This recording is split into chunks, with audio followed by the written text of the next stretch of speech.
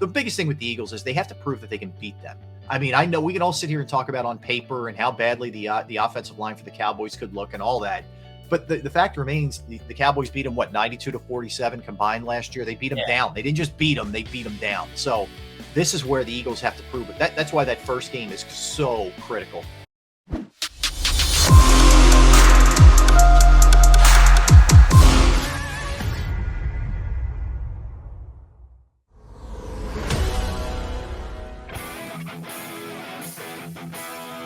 Good morning, NFC. I'd like to present Ellis from Sports Take. You can hear him on Sports Take. You can hear him on Sports Radio WIP. Rob's everywhere. How you doing, Rob? What's up, Jeff? Good morning, man. Congratulations on the show, brother. Welcome to the family. I appreciate it, Rob. By the way, did you enjoy the college football that was on last night? I enjoyed it too much. I paid the price, man. I was up late watching some, but no, it was just all day. I was excited knowing you had that sort of waiting for you. And I'll tell you, man, the backyard brawl between Pitt and West Virginia didn't disappoint. And I'm going back and forth between that and Penn State and Purdue. And man, what an ending to that. Oh my God, that was unbelievable. Yeah, Thursday night's my bowling night, right? So I'm watching Penn State game. I'm up on the approach, and I see Sean Clifford throw the pick, and I'm screaming before I even throw the shot. And I'm like, how do you bowl? I'm like, I can't watch Sean Clifford anymore. I'm done with him. And what does he do? He throws the touchdown to Kayvon Lee, and while that's all going on, like you said, Pitt, West Virginia, it was a really good night for. It was a quintessential Clifford game, right? It was ugly a lot. To his credit, he is a tough guy. He had his knee twisted like a pretzel. He hangs in there. And then that last drive, I'll tell you too, Jeff, props to Penn State, but Jeff Brom of Purdue, he was pathetic in his play calling the last couple of series. Doesn't run the ball, doesn't even really attempt to. No, it was a disgrace. You win the game if you just pound out a couple of first downs. I get they're not great at running it. You have to at least try. It was incompletion, throw. You gave Penn State every opportunity to win that game. Oh, yeah. And so James Franklin, like your six, I'm not exactly sure who calls the plays this year. I know they flip-flop, but when Penn State ran the ball with Allen, I think it was on 1st and 10, and they got 9 yards. I said, that might be the difference because now Purdue's got to respect the run. They just got 9 yards off. And then I think it was like the 36-yard slant play, and I'm like, yep. Okay, this is it. Now all of a sudden you got to respect them, and all of a sudden Purdue started lining guys up in the box, and it changed everything. Yep, 100%. It really did. It was not one of Penn State's best games, but you know what? When you get out of there with a win, don't matter to me. That's a good win. It's a good win for sure. Yeah. So anyway, we got the college football fun out. Then we got to talk NFC East here, and it only took me 5 shows to just rip on Dave Gettleman. I can't believe I thought I'd do it day one, but Dave Gettleman is the reason why Blake Martinez isn't a New York Giant anymore, Rob. Do you see potentially Blake Martinez staying in this division? Yes, I do see that. I'm not surprised one bit that if he ends up saying, look, I still think he's got some gas left in the tank. My first reaction, Jeff, when that happened yesterday was, if this was a normal Eagles offseason or lead up to the season, we're screaming bloody hell that everybody wants Blake Martinez. But for once, the Eagles actually have a linebacking core, and they everybody feels they're okay. But think about it. Our knee-jerk reaction every time even a mediocre linebacker comes free in the city of Philadelphia is everybody goes bananas. So it's I'm with you. I think he absolutely will. Yeah, and it's funny you mentioned linebacker, like Jalen Smith. Remember the year Jalen Smith got cut? Yes. And Eagles fans are like, bring him in. And my buddy Patrick Walker, who writes for the Cowboys, just texted me, goes, what are Eagles fans smoking here? Yeah, have you been watching what this looked like? He can't move. Yeah, I know. That was a shame. His career, he would have been a stud had he not gotten hurt. At the end of his college career. Great linebacker in Notre Dame, too, by the way. Yep. Excellent football player. But, Blake Martinez, I actually suggested the Commanders because they're a really thin at linebacker. And that's what scares me, Rob, about Washington. I think they have the pieces to go to the playoffs offensively. Yep. But if you look at their defense, they are terrible at linebacker. Chase Young's out. Yep. Their quarterback situation's fine, but they don't have any depth there. So one of those guys goes down, they're done. I mean, what do you think is going to be the Achilles heel for Washington this year? Well, first off, you're right. Like, they're a weird, dangerous team. There's a couple of those teams that put in that category. Like, if they get good quarterback play and one or two other things happen for them, because there is a lot of talent. You hit on the key for me. Chase Young likely missing, what are we talking about? Probably 4 games, somewhere in that neighborhood. Yeah, at minimum least. 4. We're through mid-season now, so Yeah, I mean, that to me really changes things because the strength of their team is that defensive line for me. And with him being out, if they can't maintain, like, I think they're going to be really good, especially interior. But if they can't maintain any kind of pass rush, that's where everything on the back end gets exposed, Jeff. And that's where the problem therein lies the problem. If this turns into every week Washington has to put up a lot of points, then Carson starts playing hero ball. That's where he's at that's kryptonite, man. He needs to have a lead. He needs to be in a situation where he doesn't feel like it's all on his shoulders. If that's the case, maybe he's not. Maybe we see the Carson between like week 5 and week like 13 last year, where he actually played pretty decent football. But you get that guy that was with the Eagles at the end or the last 2 games with the Colts, forget it. That's how they lose. So you're right. The key for them, everybody says Wentz, and they're not wrong about that. But if their defense plays well, I think he stays this way. But if their defense is giving up a lot of points and it's a shootout, then he starts losing his mind. That's the whole thing with Washington this year. There's an article in The Athletic. I don't know if you read it. I think that they had like GMs or scouts poll like every team about their biggest like strengths and their biggest weaknesses. And I was reading Washington's this morning, and they talked about Carson Wentz, and just the same stories popped up with Carson. It was good football player. People like him, but some teammates don't. I get why some teammates don't like him, but what do you think is the reason why? Like, I don't know. Carson seems to me like not like he's two-faced, but there's like a hidden agenda in there somewhere. I think there's 2 things with him, Jeff. I think the most important one, look, you can deal with not everybody loving you in the locker room. I think there's 2 things. One, he's stubborn to a fault, meaning he feels like he's got all the answers. And I think whether it's an offensive coordinator or his quarterback's coach or Ron Rivera, whomever you want to throw in there, I think there are times where he's like, I got it, dude, like that. Okay. And you don't got it, dude, number one. So I think that's the biggest issue. What I had heard that went on with the Eagles, it was a lot of sort of like splintering and fracturing in the locker room. There were some who had his back and loved him, and they were his guys.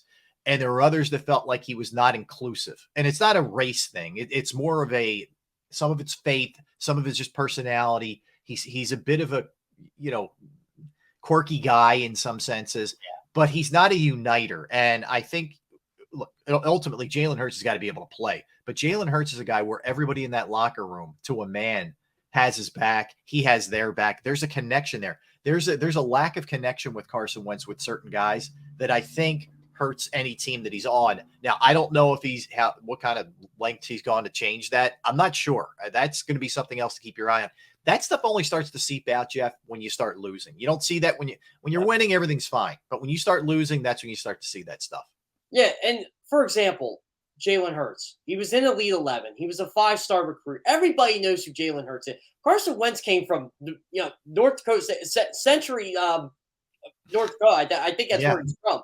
Good call. I didn't even have the hometown. Good call. Yeah. Yeah. So I'm thinking to myself, okay, like no one knows that this guy, if you're a young player, like you're a 22, 23-year-old, man, I'm playing with Jalen Hurts. I'm playing with Trevor Lawrence. I grew up competing against these guys. Mm-hmm.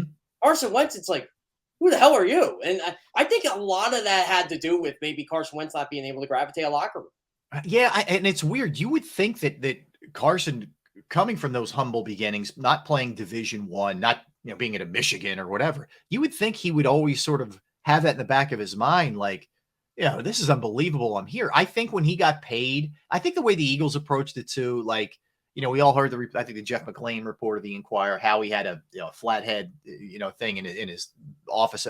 I think it just went to his head to an extent, man. And I truly believe that. And I think he sort of lost his way. And maybe earlier in his career, he had the approach of, hey, let me be a uniter. Let me also listen to my coaches. Because guess what? I don't know it all. There's a lot I need to learn about the NFL.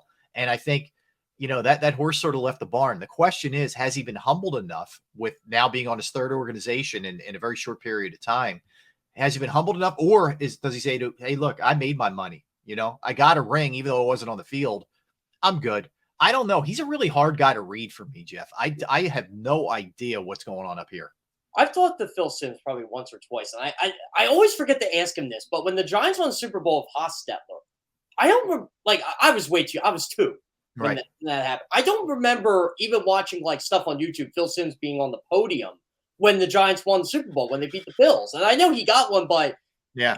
it felt weird to me when the Eagles won, seeing Carson up there. I'm like, and maybe it's the football player in me, and he was hurt. I'm like, I get you were a big part of the team, but why are you up there?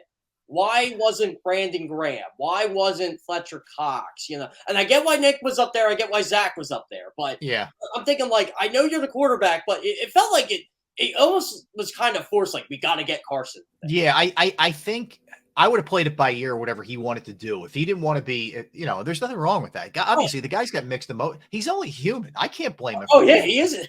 He's just You like, know what I mean? Honestly, like that that's where I will give him a bit of a break if he's saying, hey, I'm really happy we won it. I definitely helped us get here, but man, I thought I was going to be the guy lifting that. That's okay. I mean, you're human. But if the Eagles felt, hey, dude, you're the face of the organization. Like Nick, unbelievable. He was a placeholder, but the ultimate placeholder, but you got to get up there. Yeah, I think that may have been a mistake forcing him in. I think some of that, there is definitely, so I think some PTSD from that the way that whole thing played out, like watching that unfold on the sidelines, like, oh my God, like we just won a Super Bowl and I'm standing over here, with my leg in a brace here. That's got to be hard. That part, I think I will give him a bit of a break. I think the other stuff is on him. That one's a tough one to overcome for any athlete that's competitive. To me, I didn't feel good about it in 18 because I'm like, okay, maybe he can overcome the whole Super Bowl thing and come back, be a nice story because they're still a good team. But then when you get hurt again and he does it, Foles does it again. Yeah. Then you're like, oh. Then you think you're jinxed. That's when your mind starts playing tricks on you, right? That's when you're saying, I'm doomed. Like, this isn't meant to happen for me. It just, we all get that way. You get irrational. And, I think that's what started. But really, when have we ever seen that? The backup steps in, wins a Super Bowl. Then you go down again, and he wins a playoff game, and he almost wins another one, potentially. Should have won the other one. Yeah, if Alshon catch it. I mean, right. It really was like freaky circumstances, man. And then I think he was into like press mode after that. 19 was a total just freak show it was hideous, right? And then 20's bad, and he's clearly everything went off the rails in 20. It was a perfect storm of things that kind of led to him being moved. But what also is interesting, Jeff, when he gets to the Colts, I have never seen an owner, a GM, not so much Frank Reich, but I've never seen an owner and a GM devalue their trade asset by saying, we got to get this guy out of here. Like, that screams to me like there are major red flags going on here with this guy. Oh, yeah. And Chris Ballard, like, he's an honest guy, but he's not a guy who just publicly rips his players. Like, right. I mean, and this is from day one. Like, Matt Ryan, they've done all the right things. They've done a total 180 on Matt Ryan. But Carson Wentz, I don't know if it was the whole COVID thing and, maybe because he made them look bad in that sense. But I could see where that divided the locker room, where it's like, well, wait a minute, I got to get a vaccination, but you don't. And you're supposed to be the leader of the football team. And I think he was the captain of that team, if I'm not mistaken. Yeah, and it's like wherever you fall on it, we don't need to get into the political part of it, but definitely when other guys who were maybe on the fence said, look, I'm going to do what's best for the team. I got to do what I got to do. This guy won't. I definitely don't think that helped either. And I think that really pissed off the front office when he did that. I truly believe that. I mean, Irsay is a guy who he has a tough time hiding his feelings as well. We know that he's a bit of a whack job himself. So that to me was like kind of sealed him. That and obviously collapsing. I mean, when you lose to a horrendous Jacksonville team that was still digging out of the wake of Urban Meyer in a meaningful game, and you play the way that he played and they played, that was it. I mean, that was a done deal after that.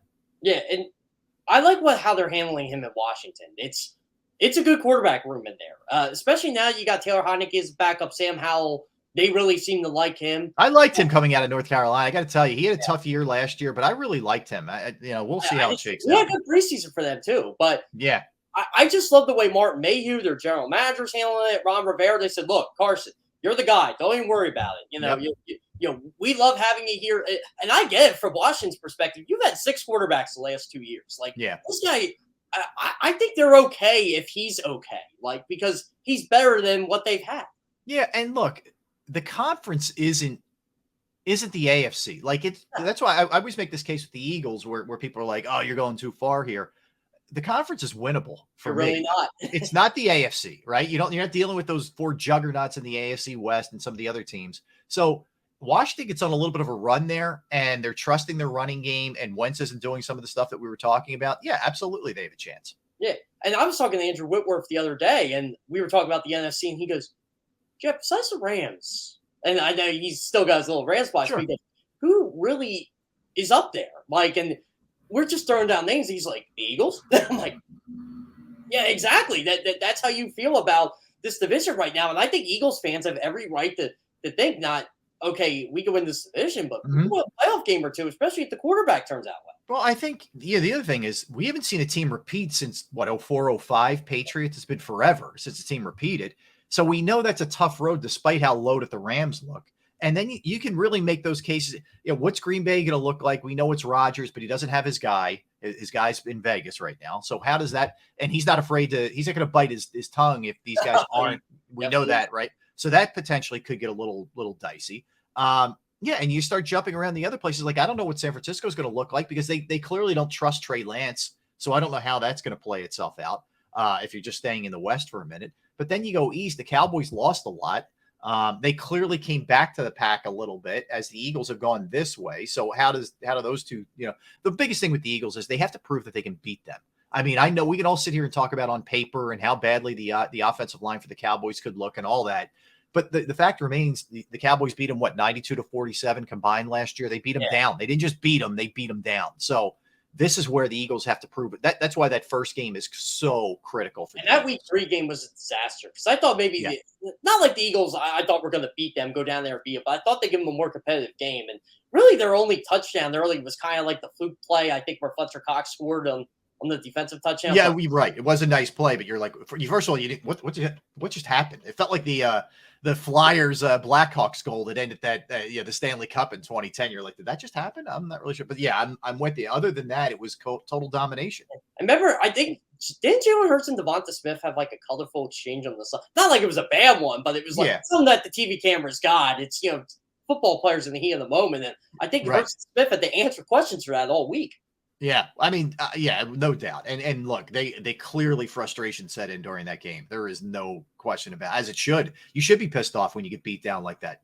Yeah, and then you play the Chiefs the next week. It was just a tough start to the year. I remember I was on Birds 365 with Jody Mack and McMullen. I said, you know what? If the Eagles come out of this 2-4, I'm going to be more than thrilled. And they did come out of it 2-4 after playing Tampa and all that. And then that's when I thought things were going to turn around for them. But overall, I wanted to get to the Cowboys here. Yeah. Did you get to hear Dak Prescott speak yesterday by any chance? I didn't hear him yesterday, no. So Dak's pretty much told guys like me, guys like you to keep talking because they're ready to prove the doubters wrong. And I'm like, I love Dak's confidence, but sometimes I didn't get to say it. Sometimes I kind of wish he'd shut up with a couple things because it's not like he's a big-time winner here. He's a really good quarterback, but like if you're Mahomes or Wilson or Rodgers and you've won it and you've accomplished the ultimate, you can do that kind of stuff. You don't even do that stuff.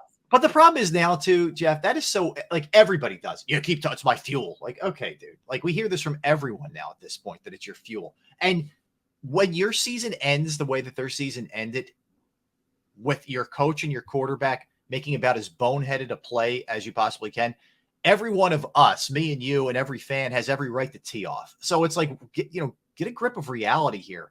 Look at the way your season ended, and you've accomplished nothing in the postseason for all the Cowboy hype. That's the other reason. If you wear the star, you're going to catch the heat. That's just the way this thing works. If you're going to be Jerry Jones and be out there like he is and do all the things that the Cowboys do all the time, you're always going to have more raining down on you than, say, I don't know, Jacksonville or somebody else.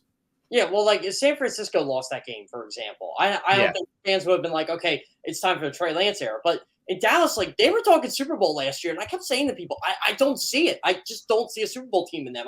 I see them beating up on bad competition. They always reminded me of the schoolyard bully. They beat up on all the little guys, but when a big guy came to them, like the 49ers, and they could punch him back, they didn't fight. And, Trayvon Diggs got beat a lot in that game. And Micah Parsons was really good in that game. But outside of him, it really wasn't much. And now they're going to be playing, I don't want to say a tougher schedule this year, but they don't have an offensive line. I think their defense is still going to be really good. But it's kind of weird how their defense might be the driving force behind their success this year. Well, that's their problem. I mean, the offensive line is a major issue. The old cliche that games are won in the trenches is a cliche for a reason, and I think Dak's going to take a beating. I'm not sure how they're going to be able to run the ball all that well. And yeah, CeeDee Lamb looks like he's going to be a good player, but I don't think they have a ton of weapons on the outside either. I mean, you lose Amari Cooper, which is a big deal. And yeah, is Parsons arguably one of the best players in football, period? Yes, absolutely. But they also lost a couple other key pieces on that side of the ball, Randy Gregory among them. I'm glad you brought Diggs up. For all the pick sixes and all the other stuff he does, my man gets burned a lot, okay? And that didn't get talked about in coverage last year. Yeah, and it doesn't get talked about nearly enough. So I think there's – I also think ultimately, Jeff, in football, a coach is more important in football than any other sport. And I am so not a believer in Mike McCarthy. And I think that plays into a lot of this. And there's also that looming, lingering Sean Payton thing that's going to be hanging over his shoulder if they get into any kind of bad start. That's going to be brought up a ton. Even though Jerry Jones poo-poos it and everybody else poo-poos it, it's there. That giant elephant in the room is very real. I'm telling you, the Cowboys are – Mike McCarthy is that wife where you're not happy with the marriage, you're close to divorce, but you're trying to save it, and Sean Payton's your side piece. And absolutely. Yeah, he's the neighbor next door that the guy's just kind of ogling, but because he's right there in their own backyard. That's where he lives. Yeah, and that's the thing, too. Like, I talked to Maggie Hudak at the Saints Wire Wednesday, and she said, well, it's no secret in New Orleans. Like, it's not like Sean Payton needed a break, but that could be his refresher. It may not be Dallas, but I'm sure Jerry's going to give him the call. I mean, he wanted to have Sean Payton as his head coach when Parcells was there. He did. And the other thing is he went through, like, he did the loyalty thing with Garrett. He stuck with it way too long. I'm shocked how long he stayed with it, right? Because that was his guy and he could be a puppet for him. I don't think he wanted to be proven wrong on Jason Garrett. He didn't. And he wanted to be able to control him. I don't think, considering his age and everything else, I don't think Jerry stays with McCarthy if this thing doesn't end the way he likes this year. I think he absolutely will make a move. He'll eat the rest of the money. He's got it. Yeah, the money that he would have to pay off McCarthy is pocket change to you and me. He's not worried about that kind of thing. He absolutely would do this. How bad do you think Ezekiel Elliott is going to be this year? Yeah, I don't believe – they want to tell you he's in better shape and all that kind of stuff. I just think – at times, running back get to a point, man, where they just hit that wall and there's a point of no return. It's not – I don't think it's going to fall completely off the face of the earth, but I don't think he's going to be nearly as effective. It's a slow decline every year, though. Yeah, and look, they do have a good backup who would start for a lot of other teams. So I think they'll be okay at running the ball. But you're right. For the money that's invested in him, it's such a bad investment to have that much money tied up into a running back in the league. It just is. Like, I get it. You have to do it if it's Derrick Henry and some other guys who are just your bell cows. And I can't kill Carolina for what they did with McCaffrey, even though it's tough with a smaller guy. But Zeke eating up that much money is just not a good thing for Dallas. Well, speaking of running backs, too, Saquon Barkley. If he has a good year this year, if you're the Giants, do you pay him or do you just kind of let him walk and rebuild? I let him walk. I'm not a believer in paying running back. Like, I think the Eagles' approach to running backs is probably the right way to go. I also, with Saquon, it's a shame. Like, so much of your career in that league is dictated upon circumstance. Like, he ended up going there when they just absolutely hit the skids and he took a beating. I mean, coming out of Penn State, he was dynamic in so many ways. Best college football player I've seen in a long time. He was unbelievable. And I just wonder if the accumulation of this, even though he's still super young, if the accumulation of this just makes him into a good, not great player. Like, I think you're going to see him bounce back. I still don't like their offensive line, so I don't know what he does with that. But I think he'll make plays if he stays healthy. But I would invest my money elsewhere if I'm New York. I would look. You have to. You got to get a quarterback. I am not a Daniel Jones guy, even a little bit. Oh, I can't stand the guy. I just don't think he's good. No, I never thought he was good. I thought he was overdrafted to begin with. And I don't think they have a good offensive line. So that's where my money would go. And you can find a running back who could be serviceable enough for you. What bothers me with the Giants is, and again, this is why I went on the Dave Gettleman rant today. Do you know they're $5.2 million over the salary cap? And they have it's absurd.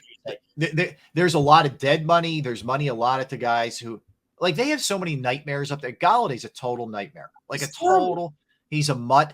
He's a guy who doesn't want, he's from the second he's gotten there, he's just been, he had a mask on. He's stealing so much money there, but he's bad in the locker room too. And you can't get rid of him because of the cap implications. Did you see it wasn't the first play, but it was like the first play of a drive. I think it was their second drive of the last preseason game. My buddy Kevin Boyler caught it. He pretty much just dogged the block. Like he wouldn't block. Yeah, he made a business decision. Yeah, he would not block the guy. It's like, I know you're not thrilled with being out there in a preseason game, but A, your team stinks and they need as many reps as they can get. And B, you've been horrible since you've gotten here and you're being paid a lot of money. Go out there and at least feign a block. I love the way Darius Slayton approached this because there were rumors about them being traded. Darius Slayton goes, look, I'm happy to be in the NFL. I know I'm a good player. I'll be a good player here. I'll be a good player anyway. I like how guys kind of embrace that. And I actually like how the Giants handled it. They couldn't trade him. And Joe Shen just pretty much went on the record and said, no, he's going to be here week 1. We need him. And yeah, I think that's a good way of handling your franchise. Well, A, I agree with you. And B, it also makes you appreciate the function as opposed to the dysfunction that the Eagles have. You don't see that kind of stuff. There's not a lot of that sort of like, bad attitude, malingering, stealing money kind of stuff with the Eagles. You don't see that. And it does make you appreciate it when you see it elsewhere around the league. Yeah, he's a problem for them. And especially he's going to get frustrated as the season goes on, whether it's Daniel Jones or whomever is behind center. And there's going to be problems there with him. I can promise you that. We haven't seen the end of that. Yeah, I keep telling Giants fans, I know like things are going to be better for you, but it kind of feels like 2016 with the Eagles. Although the Eagles had a franchise quarterback, it's going to be a rough year for you. So you better take your lumps. Well, they know it. I mean, the other day he said, Shen, he was like, basically like, we just got to get through today. Like if you're throwing that out there to your fans, like before this. Yeah, before the season started, like we just got to get through today. It's like, whoa, that's a bad sign, man. Yeah, well, I mean, look at what they got. They got a quarterback they don't want. The running back you probably don't want. I mean, they got to rebuild so much on this football team. I said maybe 2024 at the earliest, and they got to hell on the quarterback. Yes, that's a bit. Look, they're. I'd have to look at how they're set up with draft picks, but yeah, I mean, for them. I'm making it a priority to do everything I can to get a quarterback in this draft coming in because I think this is going to be a really star-studded draft with quarterbacks. Yeah. What bothers me, too, with them is I don't even think they're the worst team in the conference. I think the Seahawks are purposely trying to be bad. Yeah, they're in tank mode, 100%. Yeah. So are the Falcons. So they're probably going to be ahead of you. And there's going to be teams in the AFC that are going to be ahead of you just because the AFC is loaded. Mm-hmm. It's just funny how – I forget who pointed this out to me, but the Jets – had 7 guys claimed on waivers. The Giants had none. That's what people think of the Giants roster. Right. You look at it 2 ways. One, the Jets can't evaluate talent and they're letting guys walk out the building, or they have some good play. I thought the team that drafted the best this past year was the Jets. I like their draft better than anybody else. Their last 2 drafts were really good. And when I watched that preseason game, I was against the Eagles. When I was at the link, I'm like, you know what? They're not bad. It's all Zach Wilson. All Zach Wilson. And he's been hurt. So who knows? Rob, once again, I appreciate you coming on. I'm going to have you on Good Morning NFC East a couple times. We're going to be ranting and raving about this division all year. And I just can't wait for the games next week. Love it, Jeff. I love your work, man. And it's back at you. We look forward to having you, back on Sports Take too. But awesome job, dude. We love having you in the lineup, man. We're Murderers Row, man. We're just going to keep going. Let's do it, man. It's every day. Birds 365, football playbook. You guys, as soon as the Jalen Reagor stuff went down, I'm on the treadmill. I'm like, Sports Take, let's go. I got to hear Rob Barrett. My man. I appreciate it, man. Thank you, Jeff. Jeff, sounds great. Thanks for coming on, Rob. All right, Jeff. Good morning, man. Thanks. Yeah.